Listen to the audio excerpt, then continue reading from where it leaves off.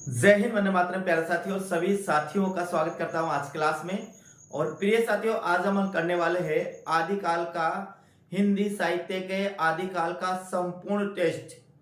यानी कि एक ही टेस्ट में हिंदी साहित्य का आदिकाल पूरा करने वाले हैं आज के इस टेस्ट में साथियों। तो आपके पास यदि ये टेस्ट गलती से भी पहुंच जाता है साथियों, तो पूरा देखिएगा। बहुत वेरी वेरी इंपॉर्टेंट क्वेश्चन है साथियों। इसमें पिछले एग्जामों में आए हुए क्वेश्चन है, वो आरपीएससी या फिर साथियों कोई सी भी राज्य की पीएससी है या फिर नेट के या यूजीसी नेट जिसे हम बोलते हैं, उन सभी के प्रश्नों को मैंने यहाँ पर सम्मिलित किए और मैं संपूर्ण आदिकाल का टेस्ट लेकर आया हूं आपके सामने आज। इसके पहले साथियों, आप सभी को रक्षाबंधन की मेरी तरफ से बहुत बहुत शुभकामनाएं प्रिय साथियों। और ये रक्षाबंधन का त्योहार आपका जो भाई बहन का प्रेम का प्रतीक त्योहार माना जाता है साथियों। ये आपके लिए बहुत बहुत मंगलम हो, ऐसी मैं ईश्वर से कामना करता हूं साथियों।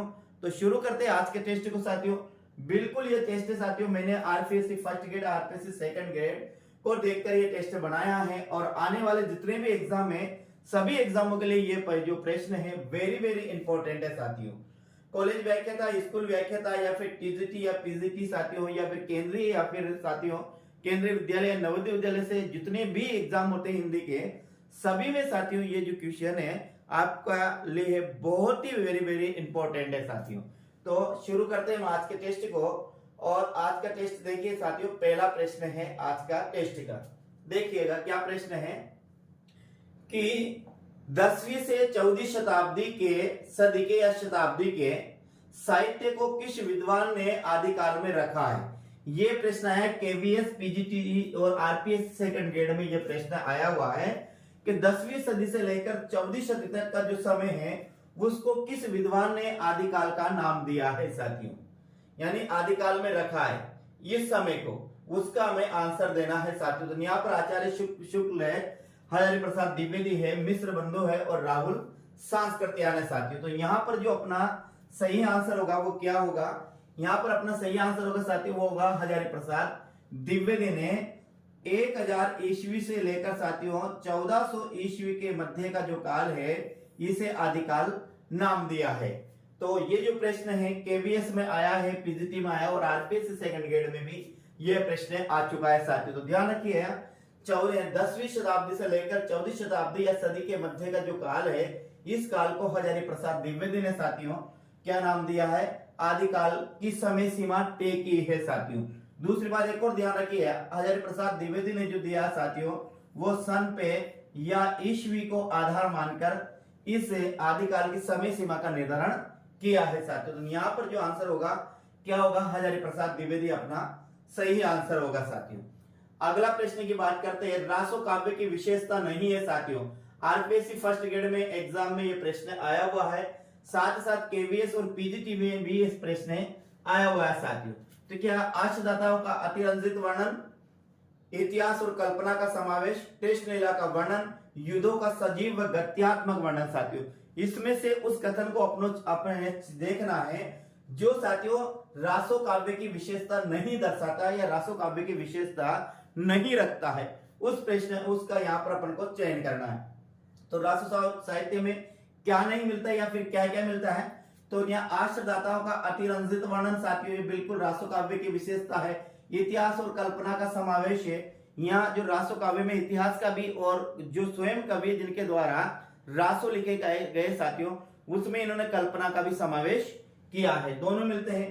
कृष्ण लीला का वर्णन साथियों यहाँ पर नहीं मिलता है रासो काव्य, और युद्धों का सजीव और गत्यात्मक वर्णन मिलता है। ये कृष्ण लीला यानी जो अपना जो है विशेषता नहीं है, तो साथियों ये विशेषता नहीं और बाकी ये सब विशेषता इसमें है साथियों।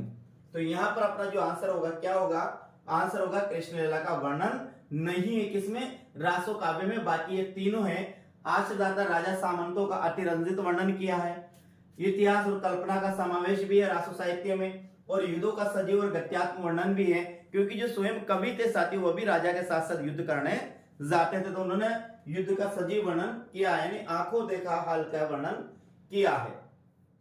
अगला प्रश्न की बात करते हैं, रासो ग्रंथ किस भाषा में लिखे गए साथियों। ध्यान से देखिएगा, प्रश्न बेहतरीन प्रश्न है, आरपीएससी सेकंड ग्रेड में आया है साथियों ये प्रश्न है इसके बाद केवीएस में आया, पीजीटी में आया, एमपी वर्ग 1 जिसे हम बोलते हैं साथियों फर्स्ट ग्रेड या पीजीटी, उसमें भी यह प्रश्न आया हुआ है। तो रासो ग्रंथ किस भाषा में लिखे गए या किस शैली में लिखे गए, किस भाषा में लिखे, प्रश्न ऐसा ही आया साथियों, शैली नहीं आया है। खड़ी बोली में, ब्रज भाषा में, अवधि में, अथवा डिंगल या पिंगल भाषा में साथियों। तो आपको इसका प्रश्न का आंसर पता होगा, ये क्या है, डिंगल और पिंगल भाषा में लिखा गया है। आदिकाल में जितने भी रासो लिखे गए हैं वो सब डिंगल और पिंगल शैली में या भाषा में लिखे गए। डिंगल का मतलब होता है साथियों अपभ्रंश भाषा में, किसमें, अपभ्रंश, देखिएगा अपभ्रंश भाषा में किसका समावेश कर दिया जाए, राजस्थानी भाषा का समावेश कर दिया जाए साथियों, तो वो शैली बनती है डिंगल शैली। और पिंगल भाषा में क्या होता है, अपभ्रंश भाषा में यदि साथियों ब्रज भाषा का समावेश कर दिया जाए तो दोनों के मेल से जो भाषा बनेगी, जो शैली बनेगी, वो बनेगी पिंगल। तो अपभ्रंश मिश्रित राजस्थान जो भाषा है वो डिंगल आएगी, और अपभ्रंश मिश्रित जो ब्रज भाषा है वो पिंगल भाषा आएगी साथियों। तो यहाँ पर अपना आंसर क्या होगा, डिंगल और पिंगल अपना सही आंसर होगा। रासो जितने भी ग्रंथ है वो पृथ्वीराज रासो हो, बिसलदेव रासो हो, या फिर विजयपाल रासो, या फिर हमीर रासो हो साथियों, तो ये जितने भी, या परमार रासो है, जितने भी 6 रासो है, 6 रासो में कुछ में डिंगल भाषा का प्रयोग है साथियों, तो कुछ में पिंगल भाषा का प्रयोग है, यानी कि डिंगल शैली का प्रयोग है, कुछ में पिंगल शैली का प्रयोग किया गया। तो यहाँ पर अपना आंसर क्या होगा, डी अपना सही आंसर होगा। देखिए कि यहाँ पर ये जो अपन पिछले एग्जाम में जो प्रश्न है उनको जो हल कर रहे हैं, इससे हमें ये पता लगेगा कि एग्जाम में प्रश्न कहां से भी आ सकता है, किस टाइप का प्रश्न आता है और कहां से प्रश्न आ सकता है साथियों। तो वहां तक अपन को जाना है, वहां तक अपन को याद करना है साथियों। आदिकाल में साहित्य लिखा जा रहा था, आरपीएससी में प्रश्न आया साथियों, और केवीएस में भी आया, और कॉलेज व्याख्या था में भी ये प्रश्न आया कि आदिकाल में साहित्य लिखा जा रहा था। कैसा लिखा जा रहा था, जन जीवन से हटकर लिखा जा रहा था, या कृष्ण भक्ति परख लिखा जा रहा था, या निर्गुण की उपासना की जा रही थी। इनमें से कौन सा बिंदु है, कौन सा A, B, C, D में कौन सा सही होगा। यानी आदिकाल में जो साहित्य लिखा जा रहा था वो साथियों कैसा लिखा जा रहा था, जन जीवन से हटकर लिखा जा रहा था, या फिर कृष्ण भक्ति से संबंधित लिखा जा रहा था, या निर्गुण की उपासना की जा रही थी उस समय। तो यहाँ पर या फिर उक्त में से कोई नहीं, इनमें से अपन को कौन सा आंसर का, इस आंसर का उत्तर क्या है, तो इस आंसर का उत्तर होगा साथियों जन जीवन से हटकर। आदिकाल में जो साहित्य लिखा जा रहा था साथियों, उसमें जन जीवन की उपेक्षा की गई। इसमें केवल राजा और महाराजाओं के युद्धों का सजीव अतिरंजित वर्णन किया गया है। उनकी वीरता में ही साथियों, उनकी यानी उसमें कवि का मात्र एक उद्देश्य था कि राजा को किस प्रकार से प्रसन्न किया जाए साथियों। तो उनकी वीरता में ही अतिशयोक्ति वर्णन किया जा रहा था। यहाँ पर जो साहित्य है वो बिल्कुल जन जीवन से हटकर लिखा जा रहा था। जन जीवन को यानी साधारण जनता को उसमें कोई भी स्थान नहीं दिया जा रहा था साथियों। तो या तो कृष्ण भक्ति संबंधित लिखा जा रहा था, ना निर्गुण की उपासना की जा रही थी, और ना ही साथियों ये भी नहीं आएगा, इसमें आएगा जन जीवन से हटकर। तो यहाँ क्या था, यहाँ राजाओं की प्रशंसा में ही साथियों ये लिखा जा रहा था। क्या लिखा जा रहा था, साहित्य लिखा जा रहा था। यहाँ पर अपना प्रश्न का आंसर क्या होगा, ए अपना सही आंसर होगा। आगे की बात करते तो आगे आता है अमीर खुसरो की पहेलियों का उद्देश्य। आरपीएससी में प्रश्न आया, एमपी वर्ग 2 में प्रश्न आया, पीजीटी में प्रश्न आया, और टीजीटी में प्रश्न आया हुआ है साथियों। एमपी वर्ग 2 का मतलब है जिसे हम राजस्थान में साथियों सेकंड ग्रेड बोलते हैं, वहां ये प्रश्न आया हुआ है। अब देखिएगा, वीरता का वर्णन, युद्धों का वर्णन, मनोरंजन अथवा उक्त में से कोई नहीं। यानी अमीर खुसरो ने जो एक तो लिखी साथियों पहेलियां लिखी, एक मुकरियां लिखी। तो पहेलियां और मुकरियों का इसने खाली बारी भी लिखी साथियों, 2 सूखने भी लिखे। किसने, अमीर खुसरो को। और अमीर खुसरो को खड़ी बोली हिंदी का पहला कवि भी माना जाता है। खड़ी बोली हिंदी का पहला कवि यदि किसे माना जाता है साथियों, तो वह अमीर खुसरो को ही माना जाता है। किसको, अमीर खुसरो को ही माना जाता है साथियों। ध्यान रखना, अमीर खुसरो के गुरु का नाम था निजामुद्दीन औलिया। जब निजामुद्दीन औलिया का निधन हुआ साथियों, तो अमीर खुसरो वहां पर गए, तो निजामुद्दीन औलिया को उस पर लिखा रखा था, सैया पर अर्थी पर लिटा रखा था। तो जैसे ही वहां पर अमीर खुसरो जाते हैं साथियों, और अमीर खुसरो के मुंह से शब्द निकलते हैं कि गोरी सोवे सेज पर मुख पर डारे केस, चल खुसरो घर अपने रेन बही चहूं देश। ये पंक्तियां भी ध्यान रखना, ये पंक्तियां भी याद रखना कि ये पंक्तियां भी कभी कभी पूछ लेता है, ये एग्जाम में ये भी आया है, उसको मैं यहाँ पर समाहित नहीं किया कि मैं आपको ये बता दूंगा। क्या? गोरी सोवे सेज पर मुख पर डारे केस, चल खुसरो घर अपने रेन बही चहूं देश। जो ये पंक्तियां ये भी अमीर खुसरो की है। तो अमीर खुसरो की जो पहलिया है साथी, इसका मुख्य उद्देश्य था मनोरंजन करना, यानी आम जनता का और राजा का जितने भी साथियों सभी का मनोरंजन करना ही, इंटरमेंट करना ही साथियों अमीर खुसरो की पहलिया का, एंटरटेन करना ही अमीर खुसरो की पहलिया का मुख्य उद्देश्य था। ना तो इसमें वीरता का वर्णन मिलता है, ना इसमें युद्धों का वर्णन मिलता है, यहाँ केवल अपना आंसर आएगा मनोरंजन करना ही अमीर खुसरो की पहलिया का क्या था? मुख्य उद्देश्य था साथियों। अगला प्रश्न की बात करते हैं साथियों, तो अगला प्रश्न आपका आता है वीर गाथा का प्रसिद्ध ग्रंथ है, यानी कि यहाँ पर 4 ग्रंथ के नाम दे रखे हैं साथियों। यूजीसी नेट में एग्जाम में प्रश्न आया है, DSSB में प्रश्न आया है और KVS में यह प्रश्न आया हुआ है कि वीर गाथा का प्रसिद्ध ग्रंथ है, यानी वीर गाथा इन 4 ग्रंथों, यहाँ पर 4 ग्रंथों के नाम दे रखे। इन 4 ग्रंथों में साथियों किसमें वीर गाथा काल की प्रधानता है? पद्मावत में है। पद्मावत साथियों ये मलिक मोहम्मद जासी का है, किसका है? मलिक मोहम्मद जासी का ये पद्मावत है। कामायनी जयशंकर प्रसाद की साथियों, कामायनी किसकी है? जयशंकर प्रसाद की। छावाद के 4 स्तंभों से प्रथम प्रमुख स्तंभ है। पृथ्वीराज रासो साथियों किसका है? चंद्रप्रदायी का पृथ्वीराज रासो है। और रामचरितमानस आपको पता है कि ये साथियों किसका? तुलसीदास जी का है रामचरितमानस। ये चारों ग्रंथ है।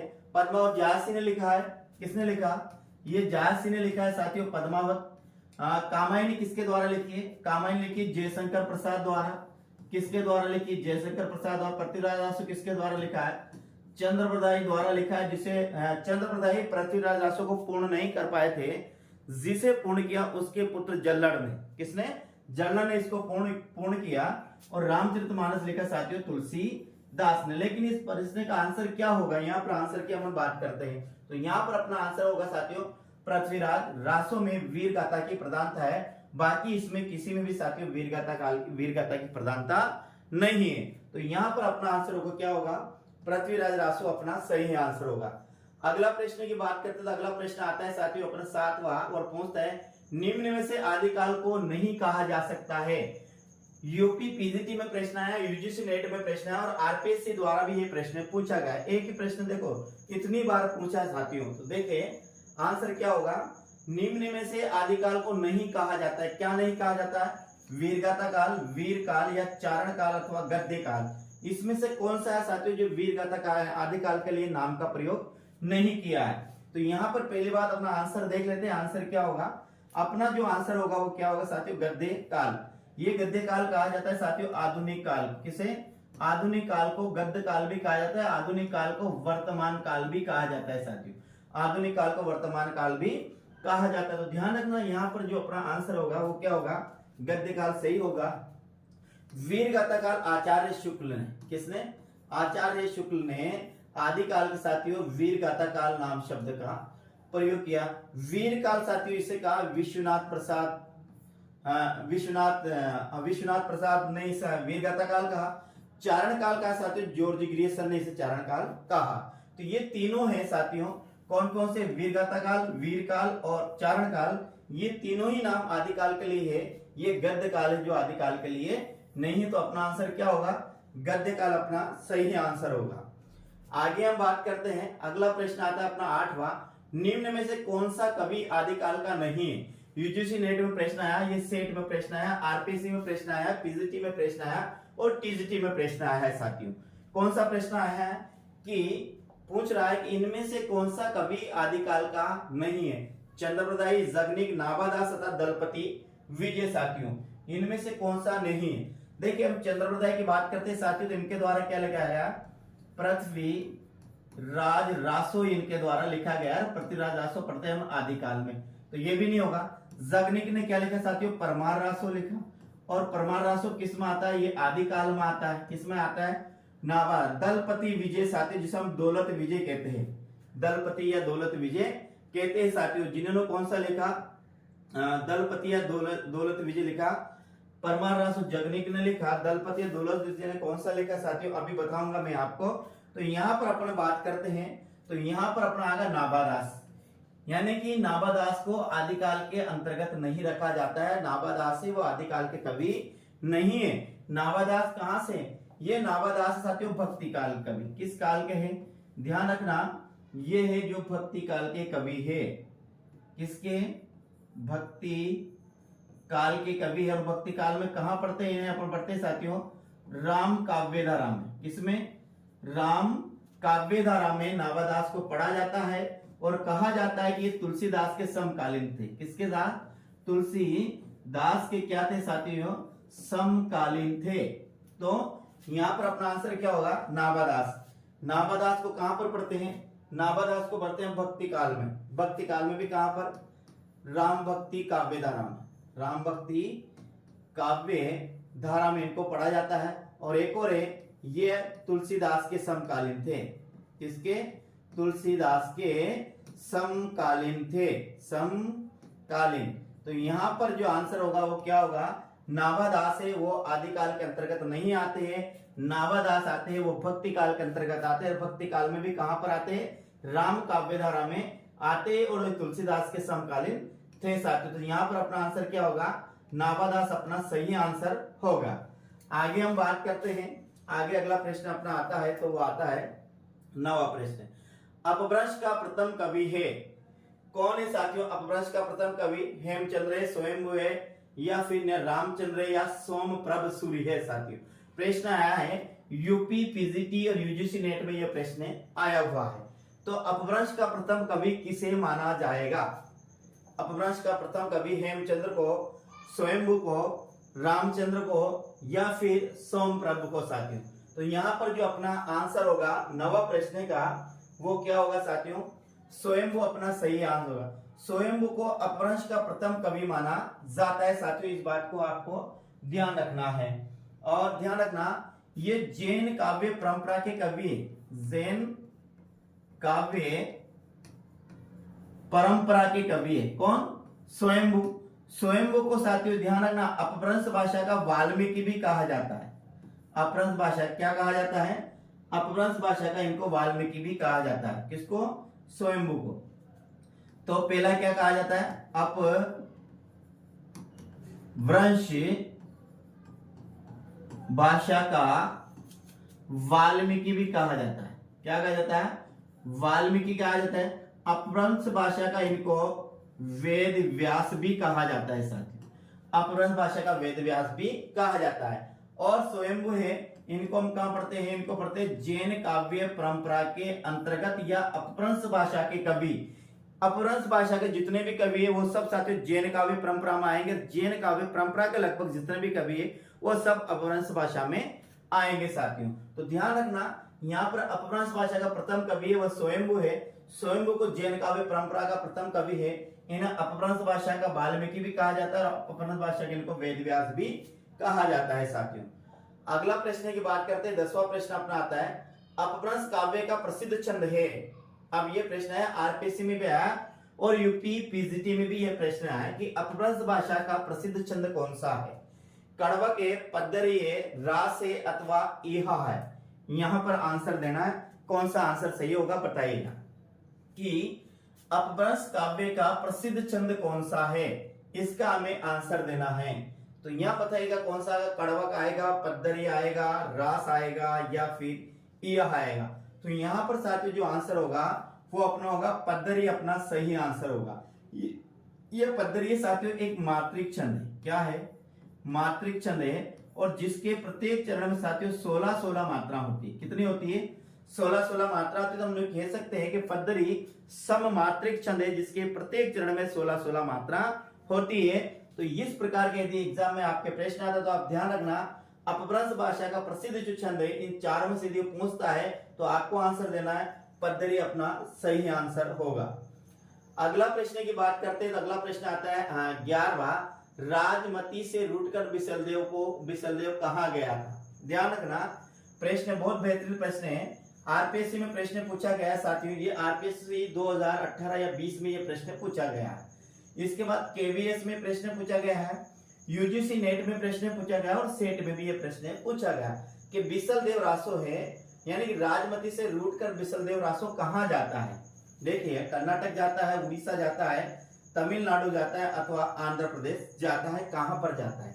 तो यहाँ पर जो अपना आंसर होगा साथियों क्या होगा, ये जाता है, कहां जाता है, ये उड़ीसा जाता है। तो अपना पहला आंसर क्या होगा, अपना आंसर क्या होगा, बी अपना सही आंसर है।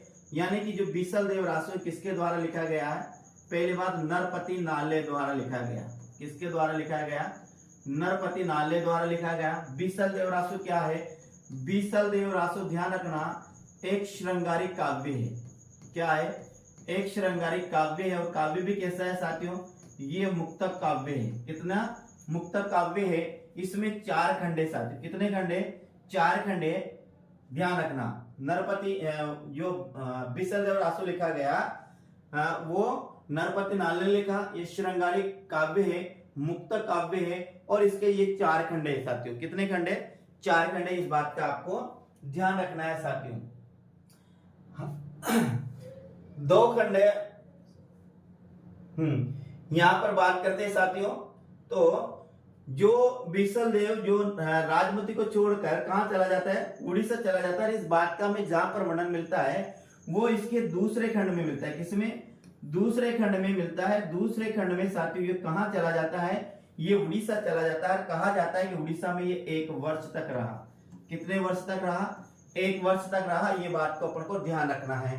तो नरपति नाले याद रखना, श्रृंगारिक काव्य रखना, मुक्तक काव्य याद रखना। इसके 4 खंड है। दूसरे खंड में ये उड़ीसा चला जाता है। उड़ीसा जाने पर ये वहां पर उड़ीसा में 1 वर्ष तक रहता है साथियों। आगे हम बात करते हैं। अगला प्रश्न अपना आता है, प्रश्न नंबर है 12वां। अग्नि परीक्षा के बाद सीता जैन धर्म में दीक्षित हुई, वर्णित है। दिल्ली केवीएस, दिल्ली में प्रश्न आया, केवीएस में आया और पीजीटी में प्रश्न आया है साथियों। तो ध्यान रखिए यहाँ पर जो आप रामायण में पढ़ते हैं कि जब मां सीता को भगवान राम लंका से लाते हैं, फिर वहां पर उनकी अग्नि परीक्षा लेते हैं। अग्नि परीक्षा लेने के बाद रामायण में जैसा बताया जाता है कि वे पृथ्वी में समाहित हो गई।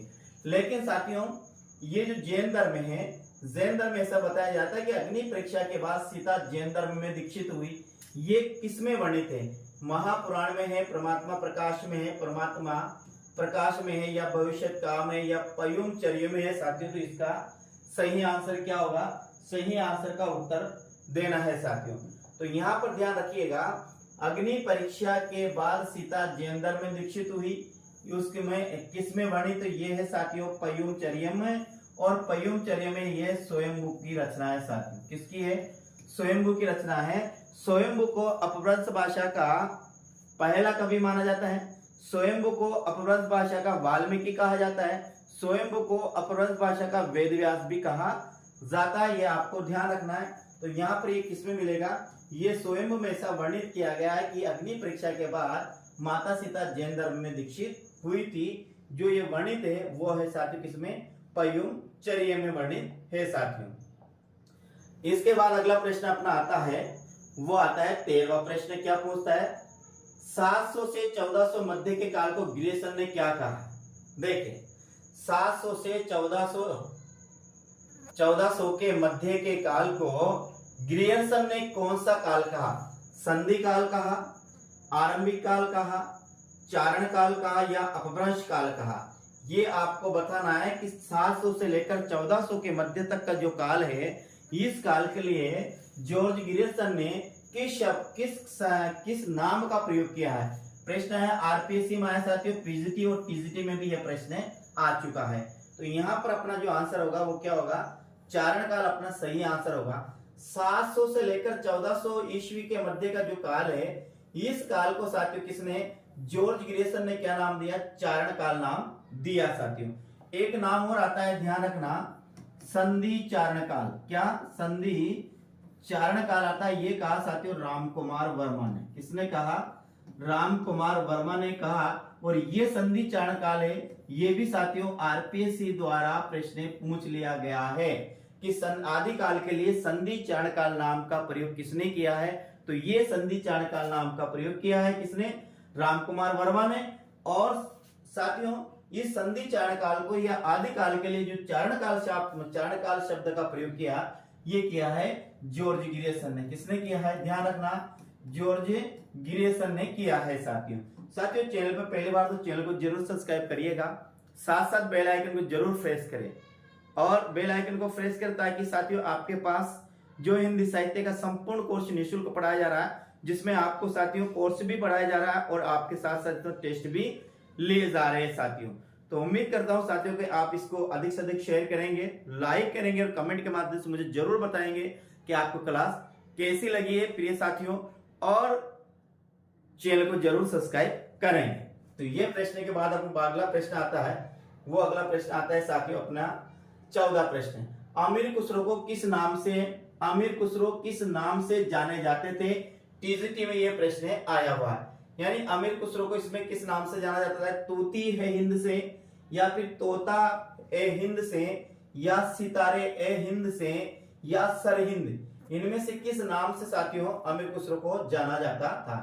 तूती है हिंद, तोता है हिंद, सितारे हिंद, या सरहिंद। बताइएगा इसमें कौन सा आएगा अमीर खुसरो के लिए? तो अमीर खुसरो के लिए साथियों जिस शब्द स्वयं अमीर खुसरो ने अपने लिए इस नाम का प्रयोग किया, ध्यान रखना किसी ने नहीं किया है, स्वयं अमीर खुसरो ने अपने लिए इन चारों में से एक नाम का प्रयोग किया है। और वो नाम कौन सा आएगा? वो आएगा अपने तूती ए हिंद।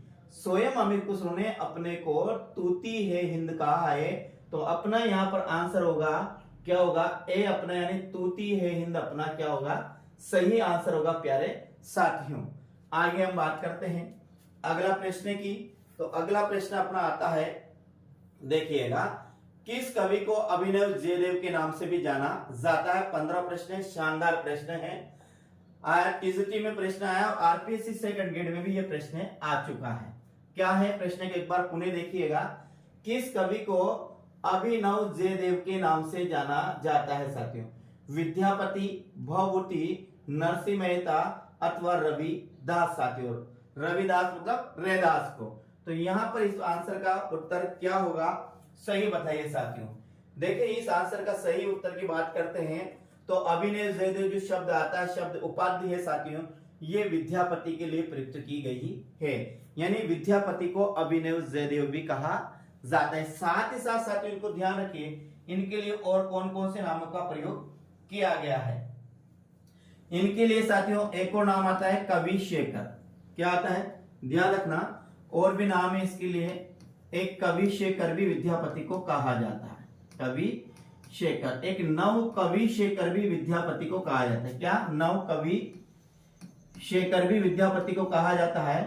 कवि कंठहार भी विद्यापति को कहा जाता है। कवि कंठहार भी विद्यापति को कहा जाता है, यानी कि अभिनव जयदेव भी कहा जाता है, कवि शेखर भी कहा जाता है, नव कवि शेखर भी कहा जाता है और कवि कंठहार भी इनको कहा जाता है। इसकी हम बात करते हैं, इनको साथियों खेलन कवि भी कहा जाता है। क्या कहा जाता है? इनको खेलन कवि भी कहा जाता है। इनको साथियों पंचानन भी कहा जाता है। क्या? पंचानन भी कहा जाता है। इनको साथियों दशा अवधान भी कहा जाता है। और साथियों एक और बात करते हैं, इनको साथियों मैथिली का कोकिल भी कहा जाता है। किसका?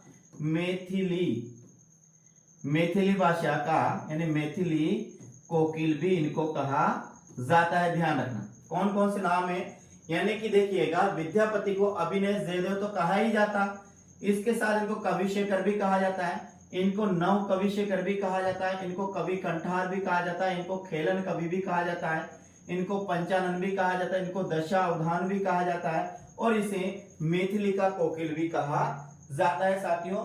तो इतने आपको ध्यान रखना है, ये सब किसके? विद्यापति के साथियों, विद्यापति के उपनाम है। और विद्यापति को हम कहाँ पढ़ते हैं? ध्यान रखना, विद्यापति को हम पढ़ते हैं भक्ति काल में। कहाँ पर पढ़ते हैं साथियों? भक्ति काल में विद्यापति को पढ़ा जाता है। विद्यापति भक्ति काल में कौन सी? कृष्ण काव्य धारा के अंतर्गत, कृष्ण काव्य धारा के अंतर्गत इनको पढ़ा जाता है। और कहा जाता है कि हिंदी में कृष्ण काव्य धारा के जो प्रवर्तक है वो विद्यापति ही माने जाते हैं। ये भक्ति काल के है, कृष्ण काव्य धारा के हिंदी में जो कृष्ण काव्य धारा के जो प्रवर्तक माने जाते हैं वो विद्यापति ही माने जाते हैं साथियों। तो ध्यान रखना 15 प्रश्न का आंसर क्या होगा? विद्यापति अपना सही आंसर होगा। अगला प्रश्न की बात करते हैं, 16 प्रश्न आता है, अपभ्रंश का मुख्य छंद है साथियों। दोहा, बरबे, कुंडलिया अथवा सवैया। अपभ्रंश भाषा का मुख्य छंद कौन सा है साथियों? तो दोहा है, बरवा है, बरवे है या कुंडलिया है, सवैया है। प्रश्न आया है यूजीसी नेट और कॉलेज प्रोफेसर यानी कॉलेज लेक्चरर में यह प्रश्न आया हुआ है। तो 16 प्रश्न का अपना जो सही आंसर होगा क्या होगा साथियों? दोहा अपना सही आंसर होगा। क्या होगा? दोहा अपना सही आंसर होगा। अपभ्रंश का मुख्य छंद है वो क्या है? ना तो बरवे है, ना कुंडलिया है, ना सवैया है। कौन सा है साथियों? दोहा है, ध्यान रखना। आगे अगला प्रश्न आता है। प्रश्न आता है 17वां, क्या है? हठ योग का प्रभाव निम्नलिखित कवियों में से किस पर पड़ा है? यहाँ पर है हठ योग शब्द आता है। जो हमें मिलता है हठ योग शब्द कहाँ मिलता है साथियों? ये मिलता है नाथ साहित्य। क्या मिलता है? नाथ साहित्य में मिलता है। नाथ साहित्य कहाँ पढ़ते हैं अपन पढ़ते हैं आदिकाल में। कहाँ पर पढ़ते हैं? आदिकाल में नाथ साहित्य को पढ़ते हैं। नाथ साहित्य में जो धार्मिक साहित्य है, धार्मिक साहित्य को 3 भागों में बांटा गया। पहला बांटा गया साथियों सिद्ध साहित्य। सिद्ध साहित्य के बाद आता है नाथ साहित्य, और नाथ साहित्य के बाद आता है अपना जैन साहित्य। इस प्रकार से आदिकाल में धार्मिक साहित्य को 3 भागों में बांटा गया है, सिद्ध साहित्य, नाथ साहित्य और जैन साहित्य। तो जो हमें हठ योग का जो प्रभाव मिलता है वो नाथ साहित्य में मिलता है। तो यहाँ देखिए स्वयंभू, पुष्य, गोरखनाथ है या फिर अब्दुल रहमान है। तो यहाँ पर अपना जो आंसर होगा 17वां प्रश्न का वो होगा गोरखनाथ। गोरखनाथ है यानी हठ योग का प्रभाव जिसमें मिलता है वह गोरखनाथ में ही मिलता है साथियों। तो यहाँ पर आंसर क्या होगा? सी अपना गोरखनाथ। ये नाथ संप्रदाय के प्रवर्तक माने जाते हैं। गोरखनाथ नाथ संप्रदाय के क्या माने जाते हैं? प्रवर्तक माने जाते हैं। और गोरखनाथ के गुरु के नाम बात करते हैं तो गोरखनाथ के गुरु का नाम है साथियों मच्छिंद्र नाथ। गोरखनाथ के गुरु का नाम है साथियों, ध्यान रखिएगा। आगे हम प्रश्न की बात करते हैं। तो अगला जो प्रश्न आता है अपना 18वां प्रश्न है। 8वीं शताब्दी के कवि नहीं है। सरहप्पा हेमचंद्र, शबरपा अथवा स्वयंभू। इन चारों में से कौन सा ऐसा जो 8वीं शताब्दी का नहीं है? यूजीसी नेट में यह प्रश्न आया हुआ है। कहां पर आया? ध्यान रखना। प्रश्न आया है यूजीसी नेट में, प्रश्न आया कि 8वीं शताब्दी के कवि नहीं है साथियों। तो इसका आंसर क्या होगा देखकर मुझे जरूर बताइएगा। देखिए यहाँ पर अपना प्रश्न का आंसर होगा हेमचंद्र साथियों। ये 8वीं शताब्दी के नहीं, ये 11वीं शताब्दी के कवि। किसके? 11वीं शताब्दी के कवि है कौन? आचार्य हेमचंद्र, जिनके द्वारा शब्द अनुशासन लिखा गया है। क्या लिखा गया? आचार्य हेमचंद्र ने लिखा, शब्द अनुशासन लिखा गया। बाकी सरहप्पा साथियों ये 8वीं शताब्दी के हैं। शबरपा साथियों ये भी 8वीं शताब्दी के, और स्वयंभू साथियों ये भी 8वीं शताब्दी के। ये शबरपा और स्वयंभू ये 3 तो किसके हैं? 8वीं शताब्दी के। और यहाँ पर जो अपना आंसर होगा कौन होगा? हेमचंद्र अपना सही आंसर होगा। हेमचंद्र आता है अपने 11वीं शताब्दी में साथियों। अगला प्रश्न की बात करते हैं। अगला प्रश्न आता है 19वां, और 19वां प्रश्न क्या है बिल्कुल ध्यान से समझिएगा। मैथिली हिंदी में रचित गद्य की प्रथम रचना है। आरपीएससी में प्रश्न पूछा, यूजीसी नेट में प्रश्न पूछा, बिहार पीजीटी में भी यह प्रश्न पूछा गया कि मैथिली हिंदी में रचित गद्य की प्रथम रचना है। उक्ति व्यक्ति प्रकरण है, वर्ण रत्नाकर है, राहुल बेले या बसंत विलास है साथियों। इसका सही आंसर का अपन को पता लगाना है। प्रश्न नंबर 19 का सही आंसर देना है। देखिए साथियों यहाँ पर अपना जो आएगा वो आएगा वर्ण रत्नाकर। क्या आएगा? वर्ण रत्नाकर को हिंदी यानी मैथिली हिंदी की गद्य रचना है साथियों। इसमें देखिए यहाँ पर गद्य की रचना है, केवल मैथिली भाषा की बात कर रहे हैं। बाकी राहुल बेल भी साथियों क्या है? गद्य में। उक्ति व्यक्ति प्रकरण भी क्या है? गद्य में, लेकिन मैथिली भाषा का प्रयोग किया गया। तो मैथिली भाषा का प्रयोग किया गया। वर्ण रत्नाकर में इसके रचयिता की बात करते हैं तो इसके रचयिता है ज्योतिषर ठाकुर। क्यों है साथियों? ज्योतिषर ठाकुर इसके रचयिता है, और ये 14वीं शताब्दी की रचना मानी जाती है। 14वीं शताब्दी की ये रचना मानी जाती है साथियों। तो इस प्रश्न का आंसर क्या होगा? वर्ण रत्नाकर अपना सही आंसर होगा। वर्ण रत्नाकर के रचयिता है ज्योतिष ठाकुर है। इसमें मैथिली भाषा का प्रयोग किया गया, और ये साथियों 14वीं शताब्दी की रचना है। कौन? वर्ण रत्नाकर। देखिएगा जो वर्ण रत्नाकर है जिसके रचयिता कौन है? ज्योतिष ठाकुर इसके रचयिता है। इसमें मैथिली भाषा का प्रयोग किया गया है। ये गद्य रचना है, और ये 14वीं शताब्दी की रचना है। कौन सी है? 14वीं शताब्दी की रचना है। कौन? वर्ण रत्नाकर। आपको ध्यान रखना है प्रिय साथियों। आगे हम बात करें 14वीं शताब्दी के पूर्वार्ध की रचना है। ध्यान रखना ये पूर्वार्ध आता है तो आपको उत्तरार्ध आता है, पूर्वार्ध आता है, मध्यार्ध, तो आपको लगाना है 14वीं शताब्दी के पूर्वार्ध की रचना है। 14वीं शताब्दी के पूर्वार्ध की रचना है। यदि 14वीं शताब्दी मध्य आता है, पूर्व आता है, उत्तर आता है, तो ध्यान रखना ये 14वीं शताब्दी के पूर्वार्ध की रचना है साथियों। अगला प्रश्न अपना आता है 20। बसंत विलास के रचयिता है कौन है साथियों? ध्यान रखना बसंत विलास के रचयिता आरपीएससी कॉलेज व्याख्याता में प्रश्न पूछा गया, पीजीटी में प्रश्न पूछा गया और केवीएस में ये प्रश्न पूछा गया। क्वेश्चन लाभ है, भट्ट के तार है या अज्ञात है साथियों, मधुकर कवि है। तो यहाँ पर बसंत विलास के रचयिता कौन है साथियों? 20वां प्रश्न का सही आंसर देना है। देखो प्रश्न पूछे गए आरपीएससी कॉलेज व्याख्याता में पूछा, पीजीटी में पूछा और केवीएस में पूछा। तो यहाँ बसंत विलास के रचयिता है साथियों अज्ञात है। क्या है बसंत विलास में? क्या है 84 दोहों में, किसमें? 84 दोहों में, 84 दोहों में हाँ स्त्रियों पर बसंत का प्रभाव वर्णित है। किसमें? बसंत विलास में। बसंत विलास में 84 दोहों में स्त्रियों पर बसंत का क्या प्रभाव पड़ता है उसका इस पर वर्णन किया गया है। तो आप ध्यान रखिएगा बसंत विलास के रचयिता अज्ञात है, जिसमें 84 दोहों के माध्यम से स्त्रियों पर बसंत के प्रभाव का वर्णन किया गया है प्रिय साथी। तो यहाँ पर अपना आंसर क्या होगा? अज्ञात अपन सही आंसर होगा। और इसमें क्या है 84 दोहों के माध्यम से यहाँ पर स्त्रियों पर बसंत का प्रभाव का वर्णन है।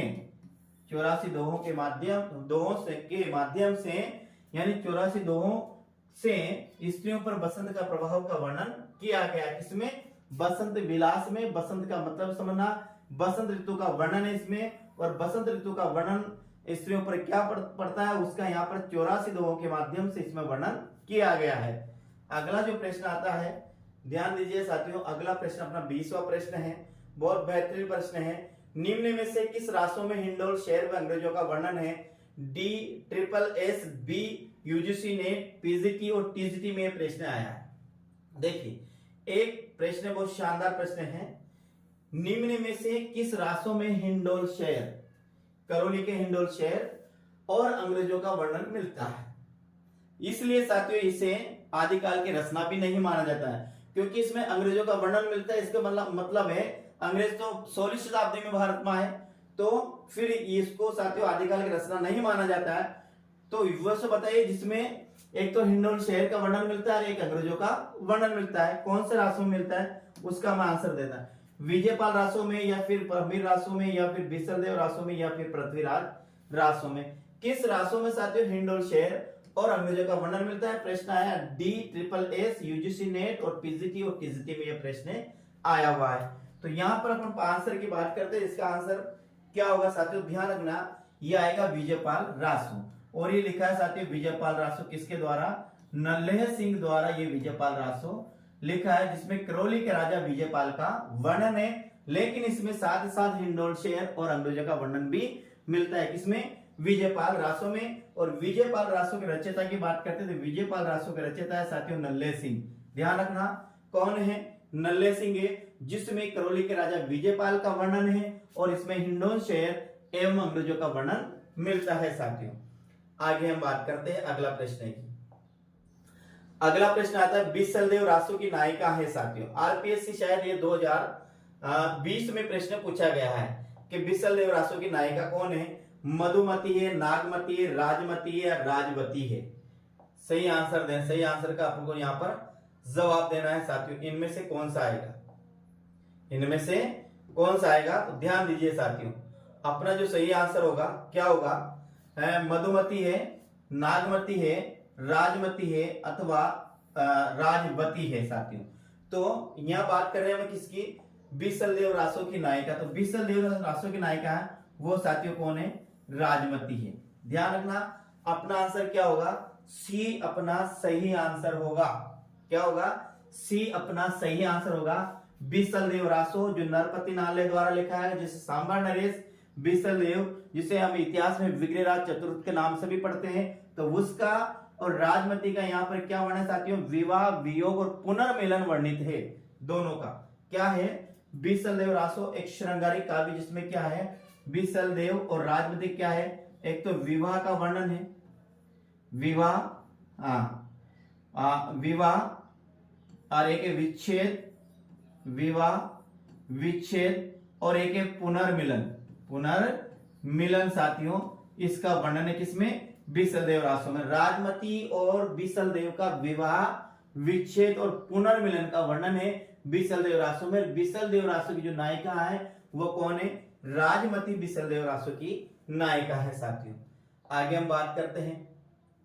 अगला अपना प्रश्न आता है 23वां, प्राकृत पेंगलम किससे संबंधित रचना है? बिहार पीजीटी में प्रश्न आया है, आरपीएससी व्याख्याता में भी यह प्रश्न आया हुआ है। क्या है कि प्राकृत पेंगलम किससे संबंधित रचना है? बिहार पीजीटी एग्जाम में आया और आरपीएससी व्याख्याता एग्जाम में यह प्रश्न आया हुआ। ये अलंकार से संबंधित है, छंद से संबंधित है, रस से संबंधित है या ध्युनि से संबंधित है? प्राकृत पेंगलम में इनमें से किसका वर्णन किया गया है साथियों? ध्यान रखना, प्राकृत पेंगलम का जो वर्णन है वो इसमें है छंद से संबंधित ये शास्त्र, या प्राकृत पेंगलम जो ग्रंथ है ये साथियों छंद शास्त्र संबंधित ग्रंथ। किससे है? छंद शास्त्र संबंधित ग्रंथ है, ध्यान रखना। किससे है? छंद शास्त्र संबंधित ग्रंथ है। तो यहां पर अपना जो आंसर आएगा प्राकृत पेंगलम किससे संबंधित रचना है? तो ये छंद शास्त्र संबंधित रचना है साथियों। आगे हम बात करते हैं इसकी। प्रश्न नंबर 24 आता है और 24 पता है हिंदी में सर्वप्रथम बारहमासा वर्णन पद्धति का प्रयोग मिलता है। ये प्रश्न है यूजीसी नेट में प्रश्न है। कहां पर आया है? यूजीसी नेट में प्रश्न आया है, आरपीएससी में भी ये प्रश्न आया हुआ है। क्या है कि हिंदी में सर्वप्रथम बारहमासा वर्णन पद्धति का आरंभ कहां मिलता है? तो प्रिय साथियों आपको ध्यान रखना है, हिंदी में सर्वप्रथम जो बारहमासा वर्णन पद्धति का प्रयोग मिलता है, आपको ये 12 से अपन 12 को हिंदी में लिखते हैं, कैसे लिखते हैं? 12 ऐसे लिखते हैं। इस बात से आपको याद रखना है बीसल देव रासो। क्या लिखना है? बीसल देव रासो में सर्वप्रथम बारहमासा वर्णन पद्धति का आरंभ मिलता है, जिसके बाद साथियों उसने और जिसे बात करते हैं जारसी का जो पद्मावत है, तो पद्मावत में भी बारहमासा वर्णन पद्धति का प्रयोग है, लेकिन सर्वप्रथम जो बारहमासा वर्णन पद्धति का प्रारंभ किया वो बीसल देव रासो से मिलता है। इसके साथ एक और याद ना, बारहमासा वर्णन पद्धति एक आती है षड ऋतु वर्णन पद्धति। क्या आती है? षड ऋतु वर्णन पद्धति का प्रयोग सर्वप्रथम मिलता है साथियों संदेश रासक में मिलता है। किसमें मिलता है? संदेश रासक में मिलता है। संदेश रासक क्या है? ध्यान रखना, संदेश रासक में मिलता है। और संदेश रासक साथियों किसकी रचना है? अब्दुल रहमान की रचना है। अब्दुल रहमान को हिंदी का पहला ज्ञात कवि माना जाता है, ध्यान रखना। षड ऋतु वर्णन पद्धति का सर्वप्रथम उल्लेख मिलता है संदेश रासक में मिलता है। संदेश रासक के रचयिता अब्दुल रहमान है और अब्दुल रहमान को हिंदी का पहला ज्ञात मुस्लिम कवि माना जाता है। बारहमासा वर्णन पद्धति का सर्वप्रथम प्रयोग मिलता है बीसल देव रासो में मिलता है। बीसल देव रासो के जो रचयिता वो कौन है? नरपति नाले है। एक और बात करते हैं साथियों नखशिक वर्णन पद्धति का सर्वप्रथम वर्णन कहां मिलता है? तो नखशिक वर्णन पद्धति का सर्वप्रथम वर्णन मिलता है, वो कहां मिलता है? वो मिलता है राहुल वेल में।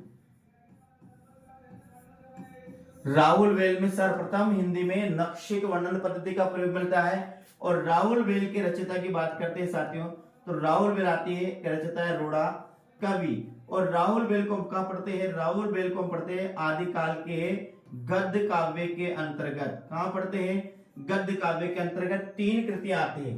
कौन कौन सी? एक आती है साथियों राहुल वेल आती है, राहुल वेल आती है।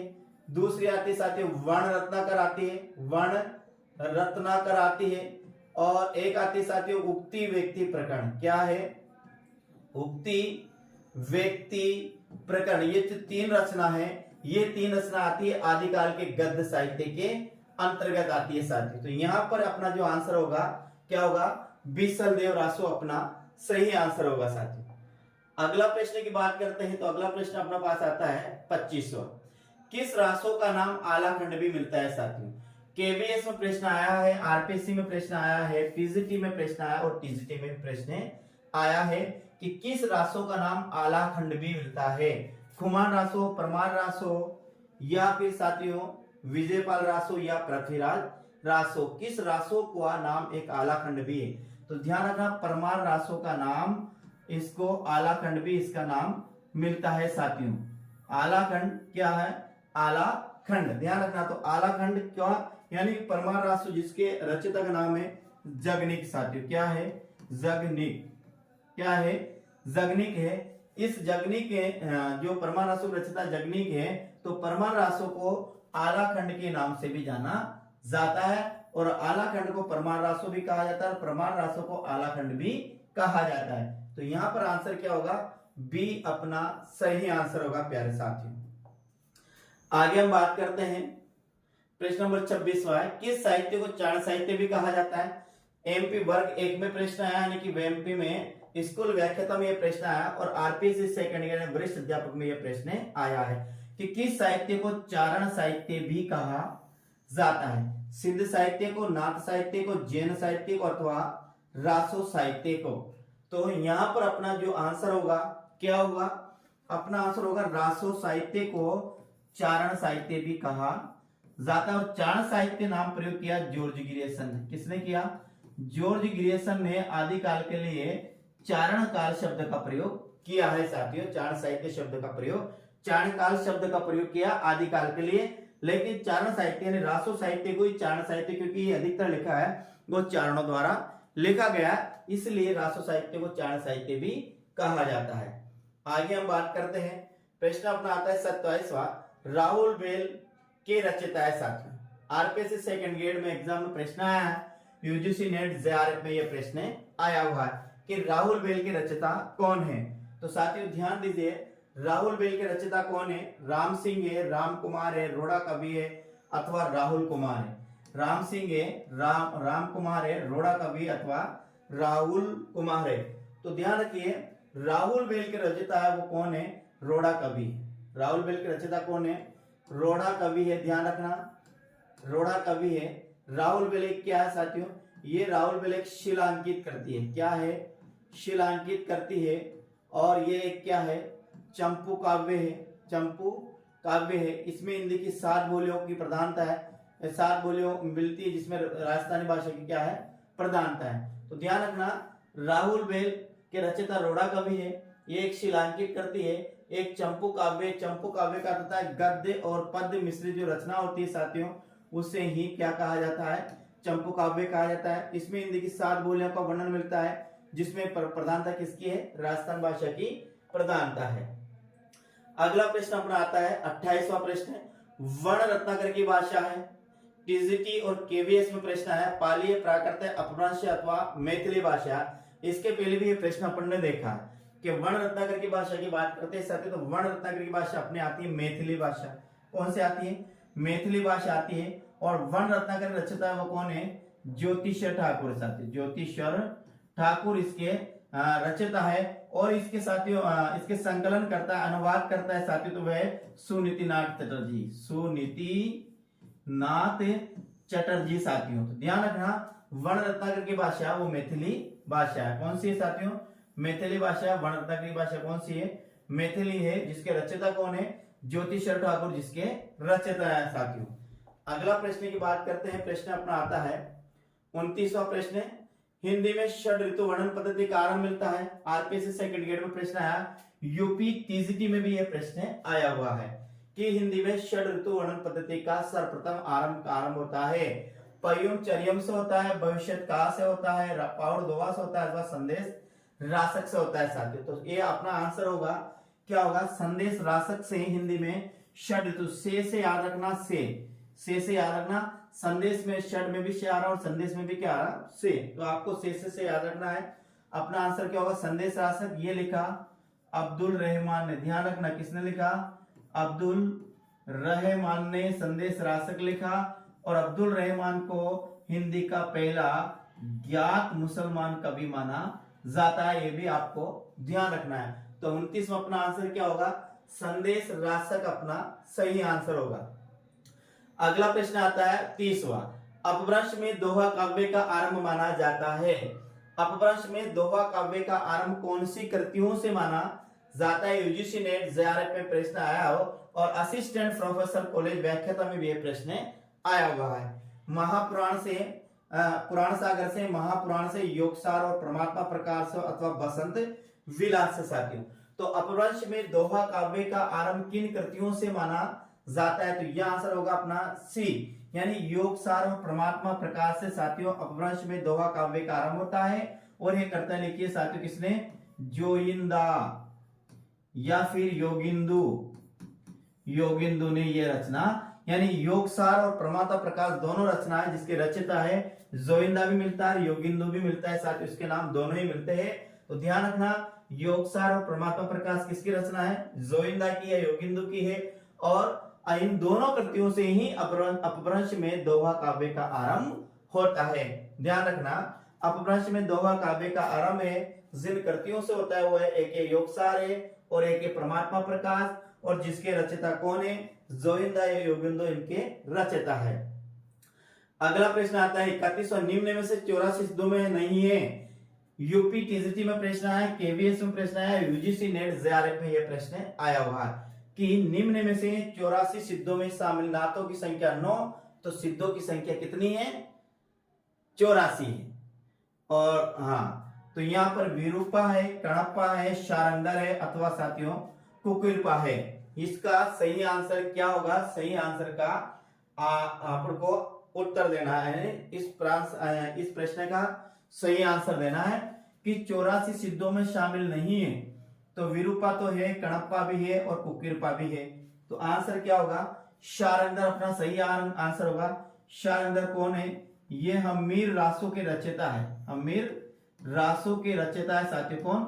शारंगर हम्मीर रासो का रचयिता है। और हम्मीर रासो के संकलनकर्ता की बात करते हैं साथियों, तो वह संकलन करता है लक्ष्मीधर। कौन है साथियों? ध्यान रखना इसके संकलनकर्ता तो कौन है? लक्ष्मीधर है। और हम्मीर रासो के रचयिता कौन सा? रचयिता, ये सही शब्द है रचयिता। तो रचयिता की बात करते तो कौन आएगा?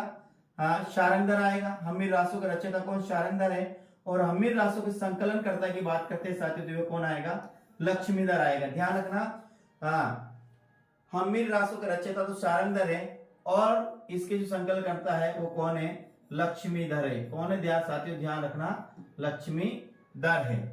आगे हम बात करते हैं। प्रश्न नंबर आता है अपना 32। आला और उधोल का शौर्य वर्णित किया भट्टकेता ने, श्रीधर ने, जगनिक ने अथवा मधुकर कवि ने। आला उदल कहाँ मिलता है साथियों? दोनों का वर्णन मिलता है परमार रासों में, जो लिखा गया है जगनिक का। परमार रासो परमर्दी देव पर लिखा गया है, परमर्दी देव पर ही परमार रासो लिखा गया। इस बात को आपको ध्यान रखना है कि आला और उदल कौन थे? ये परमर्दी देव के दो प्रसिद्ध योद्धा थे साथियों। और ये परमर्दी देव कहा जाता है कि जितना वीर रस का परमार रासों में वर्णन मिलता है उतना किसी और रासों में नहीं मिलता है। इसीलिए तो इसके बारे में कहा जाता है कि 12 बरस कुकर जीवे, 13 बरस जीवे सियार और बरस 18 क्षत्रिय जीवे आगे जीवे धिक्कार। क्या? 12 बरस कुकर जीवे, 13 बरस जीवे सियार, बरस 18 क्षत्रिय जीवे आगे जीवे धिक्कार। जो प्रसिद्ध पंक्तियां हैं ये किससे ली गई है? परमार रासो से ही ली गई है। और परमार रासो किसके द्वारा लिखा है? जगनिक के द्वारा लिखा गया। और परमार रासो में किसका वर्णन है? आला और उदल का वर्णन आता है। तो यहाँ पर अपना आंसर क्या होगा? सी अपना सही आंसर होगा। प्रश्न आता है 33वां। आचार्य हेमचंद्र द्वारा रचित हेमचंद्र शब्द अनुशासन है। D-SSS बी में प्रश्न आया, कॉलेज व्याख्याता में प्रश्न आया, यूजीसी नेट और जेआरएफ में प्रश्न आया हुआ है। देखिएगा व्याकरण ग्रंथ है, ज्योतिषीय ग्रंथ है, अलंकार ग्रंथ है अथवा शब्दकोश। कौन? हेमचंद्र शब्दानुशासन। हेमचंद्र ने एक ग्रंथ लिखा जिसका नाम है हेमचंद्र शब्दानुशासन। तो ये हेमचंद्र जो शब्दानुशासन है ये साथियों कौन सा ग्रंथ है? व्याकरण है, ज्योतिषीय है, अलंकार है अथवा शब्दकोश है।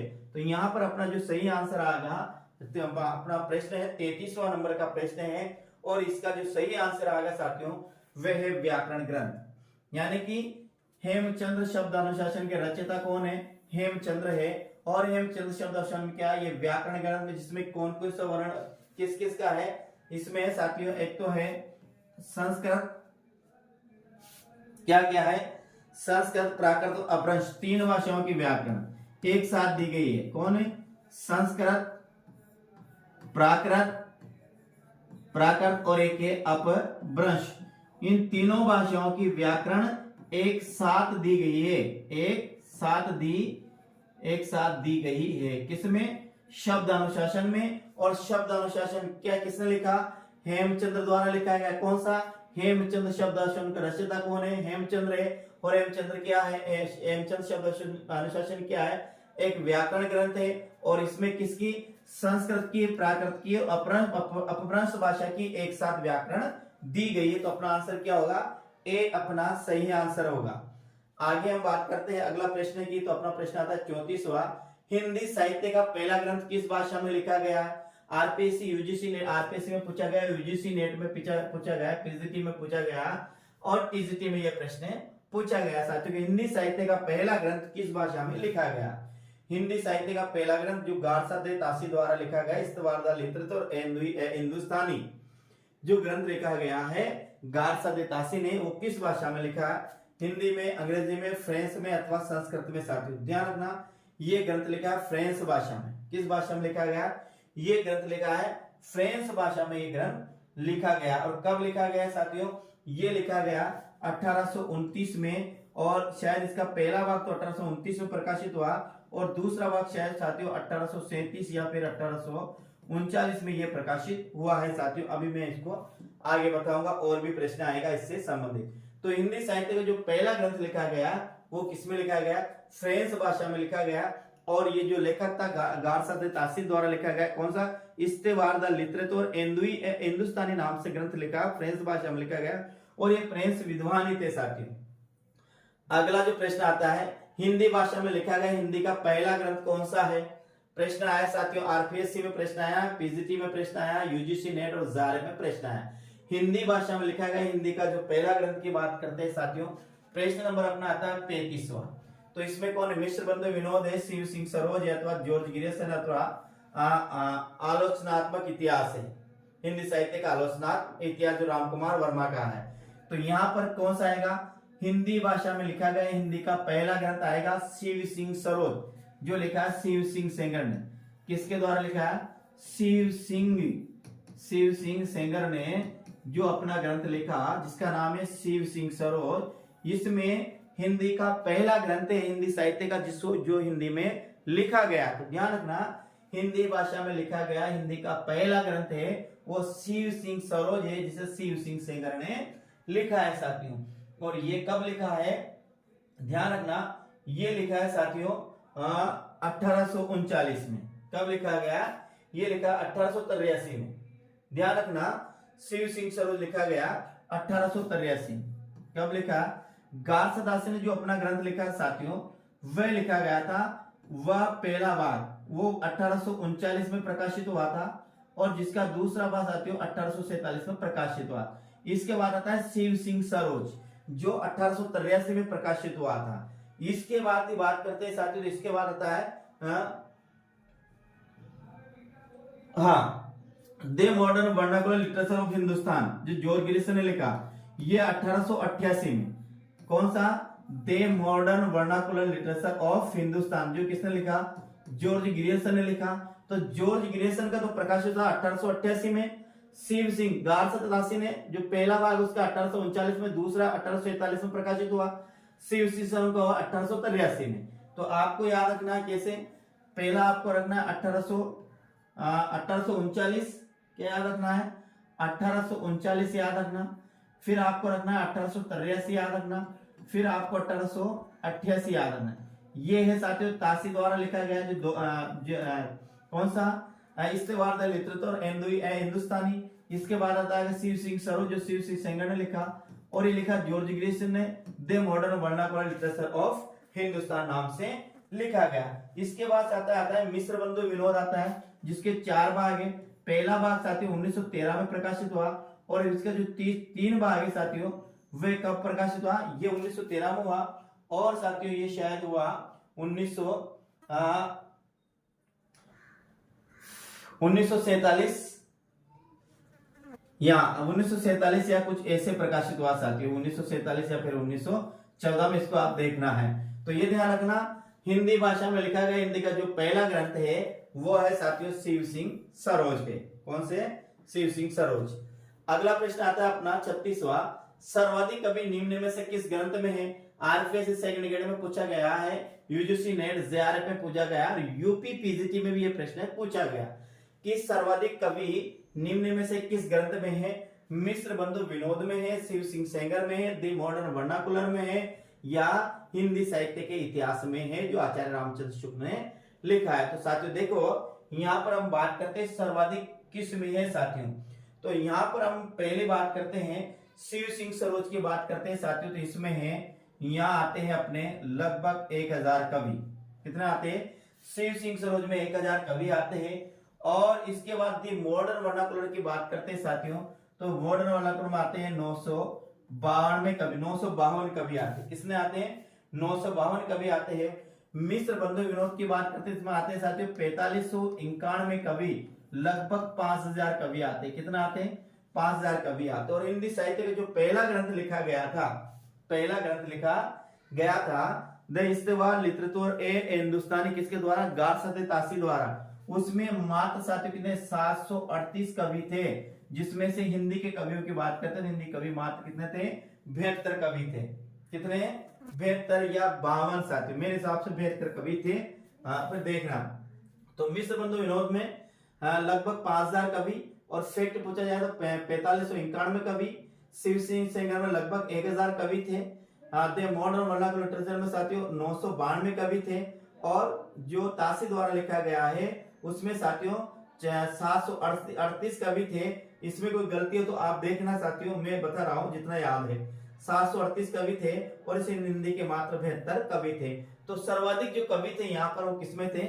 मिश्र बंधु विनोद में थे, इसलिए इसको एक कवि व्रत महासंग्रह भी कहा जाता है। शिव सिंह सरोज को कवि महाव्रत संग्रह भी कहा जाता है। अगला प्रश्न की बात करते हैं। अगला प्रश्न अपना आता है 37वां प्रश्न है, हिंदी का प्रथम कवि माना जाता है सरप्पा, स्वयंभू, विद्यापति अथवा अब्दुल रहमान। तो हिंदी का जो पहला कवि माना जाता है, ये प्रश्न पूछा आरपीएससी सेकंड ग्रेड में और आरपीएससी फर्स्ट ग्रेड में, और यूजीसी नेट में भी ये प्रश्न पूछा गया। तो हिंदी का जो पहला कवि माना जाता है वो माना जाता है साथियों सरप्पा माना जाता है। और ध्यान रखना, सरप्पा जो माना जाता है इसे जो मानने वाले वो राहुल सांस्कृत्यायन है। कौन है? राहुल सांस्कृत्यायन है, राम कुमार वर्मा है, 2-3 है साथियों जिन्हें सरप्पा को हिंदी का पहला कवि माना। सरप्पा को ध्यान रखना सिद्ध साहित्य का जो पहला सिद्ध माना जाता है, कौन? पहला जो सिद्ध माना जाता है वो सरप्पा ही माना जाता है। सहज यान का जो प्रवर्तक माना जाता है वो सरप्पा ही माना जाता है। पंच मकार का जो प्रवर्तक माना जाता है, पंच मकार के जो प्रवर्तक माने जाते हैं वो सरप्पा ही माना जाता है साथियों, ध्यान रखना। तो सरप्पा पहला सिद्ध माना जाता है, हिंदी का पहला कवि है। सरप्पा हिंदी का पहला कवि है, पहला सिद्ध है, सहजान का प्रवर्तक है, पंच मकार का प्रवर्तक है। पंच मकार का मतलब जिसमें आता है पंच मकार, एक शब्द आता है पंच मकार, यानी कि जिनके पहले 5 कौन सा आएगा? एक आएगा साथियों मध्य आएगा, मध्य, मांस, मछली, और एक है मैथुन, और एक है मुद्रा। ये जो 5 है इसे ही साथियों सिद्ध साहित्य में पंचमकार के नाम से जाना जाता है। मध्य, मांस, मछली, मैथुन और मुद्रा। तो इसके प्रवर्तक भी सरप्पा ही माने जाते हैं, सहजान के प्रवर्तक भी सरप्पा ही माने जाते हैं। पहला सिद्ध माना जाता है सरप्पा ही माना जाता है, और हिंदी का पहला जो कवि माना जाता है वो सरप्पा ही माना जाता है। अगला कवि आता है 38, हिंदी की प्रथम रचना मानी जाती है दोहा, कोश, भक्तमाल, रामायण अथवा श्रवकाचार। हिंदी की जो पहली रचना मानी जाती है, प्रश्न आया यूजीसी नेट आरपीएससी कॉलेज व्याख्याता में प्रश्न आया है, यूजीसी नेट और आरपीएससी कॉलेज व्याख्याता में ये प्रश्न आया हुआ है। तो दोहा कोश मानी जाती है, या भक्तमाल, या रामायण, या फिर श्रवकाचार। तो हिंदी की जो पहली रचना मानी जाती है वो मानी जाती है श्रवकाचार, जिसके रचयिता कौन है? देवसेन जिसके रचयिता है। और इसमें 250 दोहों में साथियों, किसमें? 250 दोहों में श्रावक धर्म का वर्णन किया गया है। किसमें? देवसेन रचित श्रावकाचार में 250 दोहों में श्रावक धर्म का वर्णन किया गया है। ध्यान रखना, देवसेन रचित श्रावकाचार में 250 दोहों में श्रावक धर्म का वर्णन किया गया है। और श्रावकाचार को हिंदी की पहली रचना माना जाता है। और हिंदी का पहली कवि किसे माना जाता है? सरप्पा को हिंदी का पहला कवि माना जाता है साथियों, ये आपको ध्यान रखना है। अगला प्रश्न आता है अपना, काल विभाजन वे नामकरण का सर्वप्रथम प्रयास किया। देखिए यहाँ काल विभाजन और नामकरण का सर्वप्रथम प्रयास किया, यहाँ है वे। प्रश्न है यूजीसी नेट में है, पीजीटी में प्रश्न है, टीजीटी में प्रश्न है, केवीएस में है और आरपीएससी में प्रश्न आया हुआ है। कौन सा? काल विभाजन और नामकरण का सर्वप्रथम प्रयास किसके द्वारा किया गया? गारसाते ताशी द्वारा, शिव सिंह सेंगर द्वारा, जॉर्ज गिरेसन द्वारा अथवा मिश्र बंधुओं द्वारा। साथियों तो ध्यान रखें, गारसाते ताशी ने जो लिखा कौन सा इस्तेवार द लिटरेचर हिंदुस्तान ने लिखा, इसमें काल विभाजन नामकरण का कोई भी प्रयास नहीं किया गया, ध्यान रखना। शिव सिंह सेंगर ने लिखा शिव सिंह सरोज, इसमें भी काल विभाजन नामकरण का कोई भी प्रयास नहीं किया गया। फिर आता है जॉर्ज ग्रियर्सन ने, जिसने लिखा 1888 में the modern vernacular literature of Hindustan, जो लिखा अंग्रेजी भाषा में। इनके द्वारा सर्वप्रथम साथियों काल विभाजन और नामकरण का प्रयास किया गया है। इसने जॉर्ज ग्रियर्सन ने जो अपने द्वारा लिखा गया the modern vernacular literature of Hindustan, जो 1888 में प्रकाशित हुआ, इनके द्वारा सर्वप्रथम साथियों काल विभाजन और नामकरण का प्रयास किया गया है। आगे बात करते हैं 40वां। हिंदी का सर्वाधिक विवादित काल है। आरपीएससी फर्स्ट ग्रेड में, सेकंड ग्रेड में, आरपीएससी फर्स्ट ग्रेड में और यूजीसी नेट में यह प्रश्न पूछा गया कि हिंदी का सर्वाधिक विवादास्पद काल कौन सा है। तो आपको यहाँ पर ध्यान देना है, हिंदी का जो सर्वाधिक विवादास्पद काल है आदिकाल, भक्तिकाल, रीतिकाल अथवा आधुनिक काल। तो अपना आंसर क्या होगा? आदिकाल। आदिकाल की समय सीमा के संबंध में भी विवाद है, आदिकाल के नामकरण के संबंध में भी विवाद है, नामकरण के संबंध में आदिकाल का जो ग्रंथ साहित्य साथियों उस साहित्य के संबंध में भी विवाद, और सर्वाधिक जो विवाद है वो है नामकरण के संबंध में। नामकरण के संबंध में, आदिकाल के नामकरण के संबंध में सर्वाधिक विवाद है। वैसे इसकी समय सीमा, नामकरण और उपलब्ध साहित्य के संबंध में भी विवाद है, लेकिन सर्वाधिक विवाद है वो नामकरण के संबंध में है। तो यहाँ प्रश्न क्या आएगा? आदिकाल अपना सही प्रश्न उत्तर आएगा। प्रश्न नंबर देखिए 41वां। महासुखवाद और पंचमकार साधना के प्रवर्तक के बीआर पीजीटी में प्रश्न पूछा गया है, यूजीसी नेट और जेआरएफ में प्रश्न पूछा गया है। तो महासुखवाद एवं पंचमकार साधना के प्रवर्तक कौन है साथियों? तो महासुखवाद और पंचमकार साधना के प्रवर्तक अभी अपन ने देखा है, तो इसका सही आंसर क्या होगा? सरप्पा अपना सही आंसर होगा। सरप्पा को सहज यान का प्रवर्तक भी माना जाता है, सरप्पा को प्रथम सिद्ध भी माना जाता है। क्या माना जाता है? प्रथम सिद्ध भी माना जाता है। सरप्पा को हिंदी का पहला कवि भी माना जाता है, ये बात ध्यान रखना साथियों। तो महासुखवाद एवं पंचमकार साधना का जो प्रवर्तक माना जाता है वो कौन माना जाता है? सरप्पा को ही महासुखवाद एवं पंचमकार साधना का प्रवर्तक माना जाता है। प्रश्न अपना आता है 42वां। गोरख जगायो जोग और भक्ति बगायो भोग, किसकी पंक्तियां हैं? देखिए बहुत बेहतरीन प्रश्न है ये, हर प्रश्न आपके एग्जाम में आने के लायक है। देखिए प्रश्न आता है गोरख जगायो जोग और भक्ति बगायो भोग, किसकी पंक्तियां है? यूजीसी नेट में जार में प्रश्न पूछा, आरपीएससी सेकंड ग्रेड और आरपीएससी फर्स्ट ग्रेड में प्रश्न पूछा, पीजीटी और टीजीटी में यह प्रश्न पूछा गया है। तो देखिए गोरखनाथ की, तुलसीदास की, सूरदास की अथवा आचार्य रामचंद्र शुक्ल की है। तो इस प्रश्न का जो आंसर होगा साथियों ध्यान रखना, पंक्ति को गोरख जगायो जोग और भक्ति बगायो भोग, ये जो पंक्ति है तुलसीदास की है। किसकी है?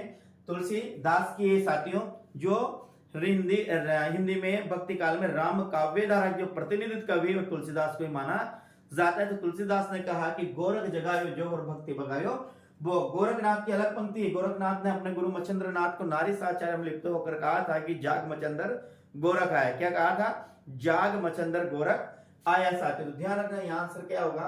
अपना बी अपना सही आंसर होगा, यानी तुलसीदास। अगला प्रश्न, आचार्य शुक्ल ने गोरखनाथ का समय माना है, यूजीसी नेट में प्रश्न है, यूपी पीजीटी में भी यह प्रश्न आया हुआ है। 8वीं सदी, 9वीं सदी, 10वीं सदी अथवा 11वीं सदी, यानी आचार्य रामचंद्र शुक्ल ने गोरखनाथ का समय कब माना है, इसका अपन को आंसर देना है। यानी कि 8वीं शताब्दी, 9वीं शताब्दी, 10वीं शताब्दी अथवा 11वीं शताब्दी। तो इसका सही आंसर की बात करते हैं प्यारे साथियों, तो इसका जो सही आंसर होगा वो होगा 10वीं शताब्दी। यानी आचार्य रामचंद्र शुक्ल ने गोरखनाथ का समय माना है, वो कितना माना है? 10वीं शताब्दी माना है। किसका? गोरखनाथ का आचार्य रामचंद्र शुक्ल ने जो समय माना है वो 10वीं शताब्दी माना है। तो अपना आंसर क्या होगा? सी अपना यहाँ पर सही आंसर होगा प्यारे साथियों। आगे बात करते हैं, प्रश्न नंबर आता है 44। विद्यापति को कृष्ण भक्तों की परंपरा में ने समझना चाहिए ये कथन किसका है। आरपीएससी फर्स्ट ग्रेड 2020 में प्रश्न आया हुआ है, ध्यान रखना। विद्यापति को कृष्ण भक्तों की परंपरा में नहीं समझना चाहिए, ये किसने कहा है? आचार्य प्रसाद द्विवेदी ने, आचार्य रामचंद्र शुक्ल ने, राम कुमार वर्मा ने अथवा बच्चन सिंह ने। इनमें से कौन सा है जो अपना सही आंसर होगा? प्रश्न नंबर बात कर रहे हैं साथियों किसकी? 44वां प्रश्न की अपना आंसर क्या होगा? तो इसका अपना बात करते साथियों ये आएगा, आचार्य रामचंद्र शुक्ल ने विद्यापति के विषय में कहा, क्या कहा कि विद्यापति को कृष्ण भक्तों की परंपरा में न समझना चाहिए। कहने का मतलब तो यह है कि आचार्य रामचंद्र शुक्ल विद्यापति को श्रृंगारी कवि मानते हैं। क्या मानते हैं? इसका मतलब तो यह हुआ श्रृंगारी। और विद्यापति यदि साथियों प्रश्न भी आता है तो विद्यापति श्रृंगारी कवि है, नेकी है, भक्त कवि है। इसके संबंध में विवाद है कि विद्यापति को श्रृंगारी कवि माना जाए या फिर कृष्ण या भक्त कवि माना जाए। लेकिन अपन बात करते हैं, निष्कर्ष पर पहुंचते हैं तो ये एक श्रृंगारी कवि है, ये भक्त कवि नहीं है। और ये जो उक्ति कही गई है किसने की? आचार्य रामचंद्र शुक्ल ने कही गई। आगे, और ये किस आधार पर कहा साथियों? ध्यान रखना, विद्यापति को बच्चन सिंह ने हिंदी का जातीय कवि कहा। हिंदी का जातीय कवि कहा किसने? बच्चन सिंह ने।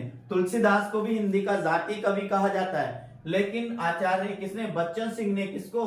विद्यापति को, इन्हें हिंदी का जातीय कवि कहा। यह बात आपको ध्यान रखना। निराला ने इनकी पदावली इनकी प्रसिद्ध रचना है। पदावली पर जो पद रचे गए हैं उनमें इस प्रकार का, पढ़ने पर इस प्रकार से मादकता आती है। तो निराला ने कहा है कि जैसे नागिन की लहर है, यानी जिस प्रकार नागिन के फूंकने से जो आदमी को लहर आ जाती है उतना ही नशा चढ़ता है विद्यापति की पदावली को जो इनके पद पढ़ते हैं। ये कहा साथियों किसने? निराला ने कहा। इसके पश्चात एक नाम और आता है साथियों, हर प्रसाद साथ ने पंचदेव उपासना का शब्द प्रयोग किया है इनके लिए। क्या? पंचदेवोपासना, पंचदेवोपासना ये किया हर प्रसाद शास्त्री ने। हर प्रसाद शास्त्री ने निराला की विद्यापति के संबंध में, विद्यापति के पदावली के संबंध में पंचदेव उपासना शब्द का प्रयोग किया है। कौन सा? पंचदेव उपासना शब्द का प्रयोग किया है। तो आचार्य द्विवेदी ने साथियों ने श्रृंगार रस के शुद्ध वाक कवि कहा है। किसने? आचार्य हजारी प्रसाद द्विवेदी ने कहा श्रृंगार रस का सिद्ध वाक कवि। श्रृंगार रस का सिद्ध वाक कवि। क्या कहा? सिद्ध वाक कवि कहा है। ध्यान रखना, सिद्ध वाक कवि कहा है। किसने? हजारी प्रसाद द्विवेदी ने इनको श्रृंगार रस का सिद्ध वाक्य कवि कहा है। तो बच्चन सिंह ने इन्हें हिंदी का जातीय कवि कहा है। इनकी पदावली के संबंध में निराला ने कहा कि ये नागिन की लहर कहा है। हर प्रसाद शास्त्री ने साथियों, हर प्रसाद शास्त्री ने इनके लिए क्या? पंचदेव उपासना शब्द का प्रयोग किया है। तो ये आदि आपको याद रखना है। तो यहाँ इसका आंसर क्या होगा? आचार्य रामचंद्र शुक्ल अपना सही आंसर होगा।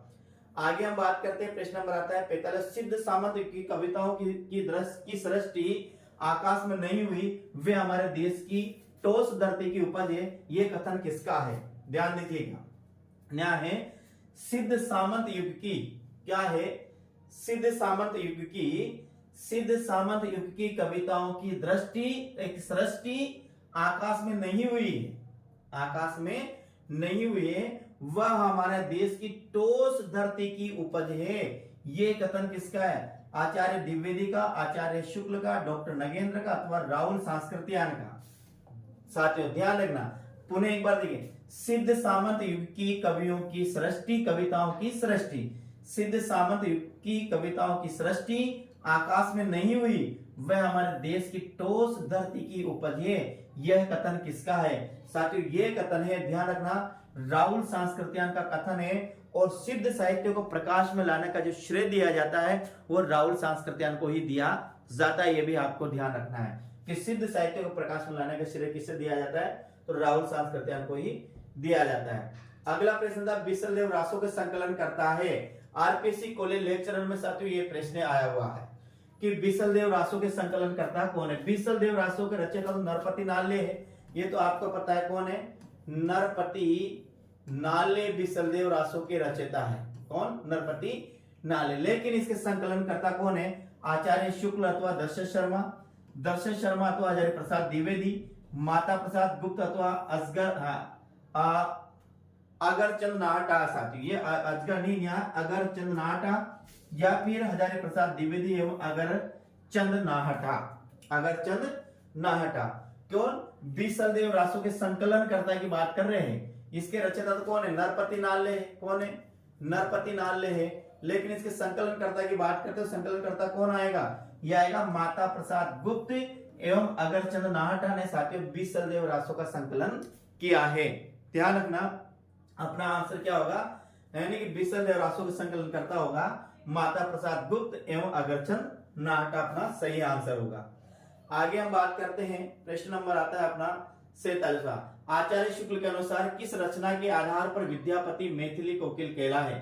आचार्य शुक्ल के अनुसार विद्यापति को मैथिली कोकिल कहा जाता है, खेलन कवि कहा जाता है, नव खेलन कवि कहा जाता है, कवि शेखर कहा जाता है, कवि कंठहार कहा जाता है। किसको? हाँ, विद्यापति को। लेकिन आचार्य शुक्ल ने कि इनको किस आधार पर मैथिली भाषा का कोकिल कहा है? तो अपना आएगा पदावली। क्या है इनकी पदावली? लिखनावली, भू परीक्षा, ये इनकी प्रसिद्ध रचना है साथियों। किसकी? विद्यापति की। तो विद्यापति ने जो पदावली लिखी, इसी के आधार पर विद्यापति को मैथिली भाषा का कोकिल कहा जाता है। मैथिली कोकिल कहा जाता है, मैथिली भाषा का कोकिल कहा जाता है। किस पर? पदावली के आधार पर। ध्यान रखना, किसके आधार पर? पदावली के आधार पर। प्रश्न नंबर 48 आता है, हिंदी साहित्य की कहानी किसके द्वारा लिखी? हिंदी साहित्य का एक साहित्य है, हिंदी साहित्य का ग्रंथ लिखा है जिसका नाम है हिंदी साहित्य की कहानी। ये ग्रंथ किसके द्वारा लिखा गया? हिंदी साहित्य की कहानी नाम से हिंदी साहित्य का ग्रंथ लिखा है। ये किसके द्वारा लिखा गया? डॉक्टर बच्चन सिंह के, सुमन राजे के द्वारा, परशुराम चतुर्थी द्वारा अथवा प्रभाकर माचवे द्वारा। जैसे आचार्य रामकृष्ण हिंदी साहित्य का इतिहास लिखा, राम कुमार वर्मा ने हिंदी साहित्य का आलोचनात्मक इतिहास लिखा, गणपति चंद्रगुप्त ने हिंदी साहित्य का वैज्ञानिक इतिहास लिखा। ऐसे हिंदी साहित्य का जो हिंदी साहित्य की कहानी के नाम से जो इतिहास लिखा, वो किसने लिखा? तो वो लिखा साथियों प्रभाकर माचवे द्वारा लिखा गया। किसके द्वारा लिखा? ध्यान रखना, प्रभाकर माचवे ने लिखा। हिंदी साहित्य की कहानी के नाम से हिंदी साहित्य का इतिहास लिखा। अगला प्रश्न है, हिंदी साहित्य का इतिहास दर्शन रचना है। ये भी वही है साथियों, जिस प्रकार से मॉडर्न वर्नाकुलर लिटरेचर लिखा है, शिव शर्मा लिखा, मिश्र बंधु विनोद लिखा है, ऐसे ही ग्रंथ का नाम आता है हिंदी साहित्य का इतिहास दर्शन। ये किसके द्वारा लिखा गया है? तो ये लिखा गया साथियों राम कुमार वर्मा, बाबू श्याम सुंदर दास, नलिन विलोचन शर्मा अथवा रामनरेश त्रिपाठी। तो यहाँ पर यदि इस प्रश्न के आंसर की हम बात करें साथियों, तो इस प्रश्न का आंसर होगा नलिन विलोचन शर्मा। नलिन, ललिन का मतलब होता है, क्या होता है? नेत्र होता है साथियों। शायद नलिन का होता है नेत्र या कमल, ऐसे याद रखना। दर्शन से आप रखना विलोचन, या लोचन का होता है नेत्र, या भूल गया।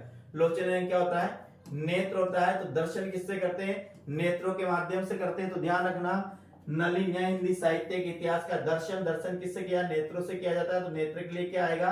लोचन आएगा। लोचन का पूरा नाम क्या होगा? नलिन विलोचन शर्मा होगा। तो ध्यान रखना, हिंदी साहित्य का इतिहास दर्शन के कौन हो गए? नलिन विलोचन शर्मा इसके क्या हो गए? राइटर हो गए, इसके लेखक होंगे।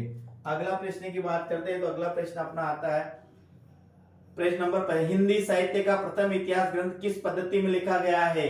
ध्यान दें, हिंदी साहित्य का जो पहला इतिहास ग्रंथ लिखा गया था कौन सा? इस्तेवार दे लिटरेचर एंदुई ए हिंदुस्तानी, किसके द्वारा? गारसा दे तारसी द्वारा। किस भाषा में? फ्रेंच भाषा में लिखा गया। ये किस पद्धति में लिखा है? काल क्रमानुसार पद्धति, वर्णानुक्रम पद्धति, वैज्ञानिक पद्धति तथा विधिवादी पद्धति। काल क्रम पद्धति में समय के आधार को, समय को आधार बनाकर कवियों का जीवन परिचय दिया जाता है। वर्णानुक्रम पद्धति में वर्णमाला के अक्षरों को ए बी सी डी या पर ए आर को आधार बनाकर कवियों का परिचय दिया जाता है साथियों। तो यहाँ पर क्या है? काल क्रमानुसार, यानी कि हिंदी साहित्य किस पे है? हिंदी साहित्य का प्रथम इतिहास किस पर लिखा गया? तो ये लिखा गया साथियों वर्णानुक्रम पद्धति। कौन कौन सा? एक तो है इस्तेवार द लिटरेचर एंदुई ए हिंदुस्तानी, किसका? गारसा दे तारसी का। और दूसरा नाम आता है शिव सिंह सेंगर का, शिव सिंह सरोज। ये जो दो ग्रंथ लिखे गए हैं, ये लिखे गए साथियों वर्णानुक्रम पद्धति के आधार पर। किसके आधार पर? वर्णानुक्रम पद्धति के आधार पर। और यदि कालानुक्रम की बात करते हैं साथियों, तो कालानुक्रम पद्धति बात है कालानुक्रम पद्धति पर लिखा गया है। चलो ये साथियों गड़बड़ हो गया, मुझे याद नहीं आ रहा। कालानुक्रम पद्धति, पहली पद्धति वर्ण का, हाँ तो वर्णानुक्रम पे शायद एक पहला इस्तेवार दा लिटरेचर लिखा गया गार्सत ताशी द्वारा, दूसरा लिखा गया शिव सिंह सरोज, क्या शिव सिंह सरोज द्वारा लिखा है वर्णानुक्रम पद्धति। कालानुक्रम में पहला जो ग्रंथ आता है वो आता है मुद्दा modern vernacular literature of Hindustan आता है, और एक और आता है वो आता है मिश्र बंधु विनोद, क्या आता है मिश्र बंधु विनोद। तो ध्यान रखना काला वर्णानुक्रम पद्धति में जो पहला ग्रंथ लिखा गया है, यानी कि हिंदी साहित्य का प्रथम इतिहास ग्रंथ किस पद्धति पर, वो लिखा गया साथियों वर्णानुक्रम पद्धति पर, यानी कि बी अपना सही आंसर होगा। वर्णानुक्रम पद्धति पे दो ग्रंथ है, एक है इस्तेवार द लिटरेचर एंदुई हिंदुस्तानी, ये गारसत तासी का है, और दूसरा है शिव सिंह सेंगर का शिव सिंह सरोज। तो यहाँ पर जो अपना आंसर होगा प्रिय साथियों, वो आंसर क्या होगा, ये अपना आंसर होगा बी। बी में पहला लिखा इस्तेवार द लिटरेचर एंदुई हिंदुस्तानी, ये लिखा तासी के द्वारा, और दूसरा आता है शिव सिंह सरोज, जो लिखा है शिव सिंह सेंगर द्वारा। तो आंसर क्या होगा ये, और इसमें भी कौन सा ये, कालानुक्रम में पहला है the modern vernacular literature of Hindustan, और दूसरा इस पर आगा मिश्र बंधु विनोद, कौन सा आगा मिश्र बंधु विनोद। तो ये याद रखना, यहाँ पर जो अपना आंसर होगा क्या होगा, बी अपना सही आंसर होगा। इस प्रकार से प्रिय साथियों आज अपने ये आदिकाल में केवल एक क्लास और बची, हिंदी साहित्य का अपना संपूर्ण आदिकाल समाप्त होने वाला है, और ये 50 प्रश्न है साथियों, बहुत बेहतरीन प्रश्न है। उम्मीद करता हूं कि आपको बहुत अच्छे लगे होंगे। तो साथियों मुझे कमेंट के माध्यम से जरूर पता कर जाएगा कि कैसी क्लास लगी, और उम्मीद करता हूं कि आप इसको बहुत ज्यादा से ज्यादा शेयर करेंगे, इतनी शेयर करेंगे साथियों कि जो मैं मेहनत कर रहा हूं वो मेहनत निश्चित रूप से मेरी सफल हो जाए, इतना आप जरूर साथियों इसको शेयर करेंगे, और उम्मीद करता हूं कि आप बिल्कुल ही साथियों इसको शेयर करेंगे। तो जय हिंद, वंदे मातरम प्रिय साथियों, कल फिर मिलते हैं अगली क्लास में, तब तक के लिए साथियों राम राम साथियों।